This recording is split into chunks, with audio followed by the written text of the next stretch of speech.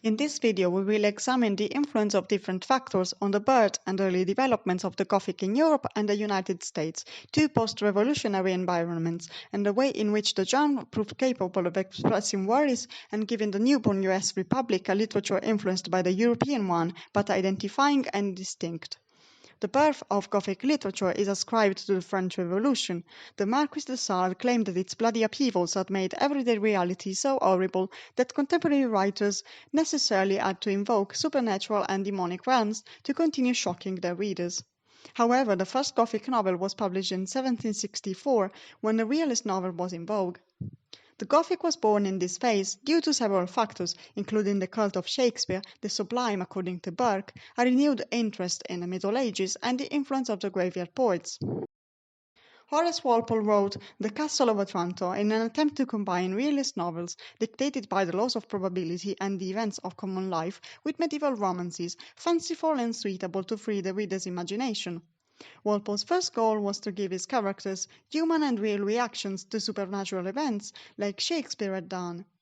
His second objective was to let imagination wander, as it had been repressed in realist novels. In the 90s of the 18th century, divided into two phases, a significant amount of Gothic novels was published. According to William Hazlitt, the popularity of such novels was linked to a perceived decadence of the old structures, such as the Constitution, deemed a Gothic inheritance and used by Burke as intellectual support for the status quo. The first phase saw the advent of Anne Radcliffe, whose principal innovation was the explained supernatural, aimed at engaging a predominantly Protestant readership, skeptical about the supernatural elements associated with Catholic superstition, and the publication of Burke's Reflections on the Revolution in France, a defense of the glorious age of chivalry supplanted by the French Revolution, whose consequent political revolution could lead to anarchy or dictatorship. In the second phase, the most influential figures were William Godwin and Friedrich Schiller. In Caleb Williams, in light of the treason trials of the Pitt government, Godwin criticized Burke's Gothic ideology. Schiller's The Ghost Seer, inspired by the news about Count Cagliostro and focused on the subversive plans of the Illuminati, was only translated into English in 1795, when Europe was gripped by the fear of secret societies. The American Gothic tradition began with Wieland, a novel by Charles Brockden Brown. Brown synthesized the European and American Gothic traditions, drawing on Godwin, but adapting themes of persecution, criminality, and social tyranny, as well as Enlightenment notions of freedom and democracy. The United States, still under British influence, imported many European Gothic novels. The time had come to create a literature representative of the country's identity. Brown solved the problem of the lack of a medieval past by dealing with the themes of the incidents of Indian austerity and the perils of the Western wilderness.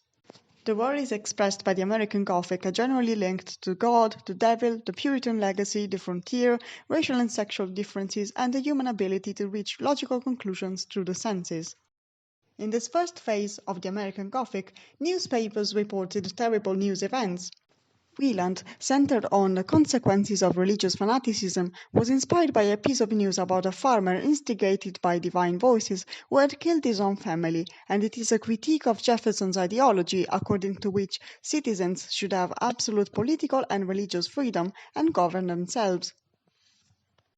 Brown's works were also influenced by the fear that European secret societies, rationalism and radicalism would take hold in the United States, which lacked a government capable of protecting them. According to today's critics, the American Gothic was born in the early Puritan settlements in New England.